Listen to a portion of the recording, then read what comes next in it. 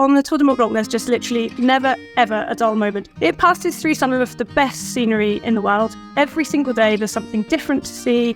The scenery changes continually. Mont Blanc is the highest mountain in Western Europe.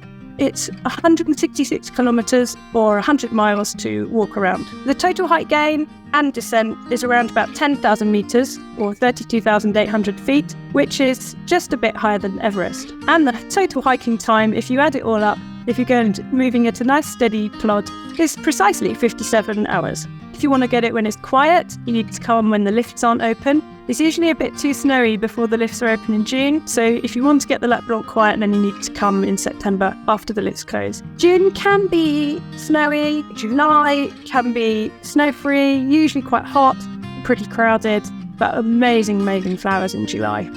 August, still pretty good weather, and in September there are probably slightly fewer people, although more and more people are now cottoning onto this, that September is quieter, and as a result, I would say early September can still be busier than you might think. If you really want to get away from the crowds, you can come mid to end September, but just be aware if you're coming at the end of September, a lot of the mountain restaurants start to close, but you can still do the route and experience a couple of days of cooler temperatures. Tour du Mont Blanc route goes through 3 countries in quite a short space of time. So you start in France, here in the Chamonix Valley, and you go all the way through over to Italy in Courmayeur, and then you come around into Switzerland, and then you come back over into France again.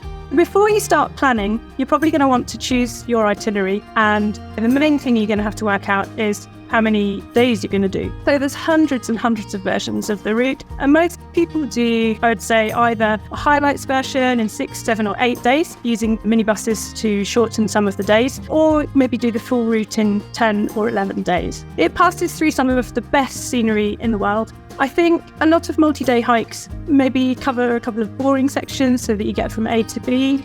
But on the Tour du Mont Blanc, there's just literally never, ever a dull moment. Every single day, there's something different to see. The scenery changes continually, and I think really, really good package all in one trip. The other thing you want to think about when you're planning your trip is your comfort level. You can actually hike the Tour du Mont Blanc staying in 5-star luxury almost every night. You can stay in 4-star hotels. You can stay in 3-star hotels. You can really have a really good level of comfort. Or if you're on a budget, you can stay in mountain huts and stay in dormitories every night. A lot of our hotels have swimming pools and spas. So that's just my personal choice. Call me a princess maybe, but that's just what I like. So that's what I've chosen for most of my trips. The food that you're going to see along the way is really quite good. If you're vegan, vegetarian, gluten-free, dairy-free, you're going to really be fed quite well, and I think they're improving all the time, particularly for vegans. You are not going to go hungry on this trip, that's for sure.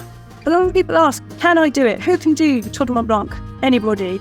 Young, old, fit, slow plodders, families, backpackers, runners, anyone can do it. As long as you put your mind to it and you decide you're going to train and get fit, you can do the Tour du Mont Blanc.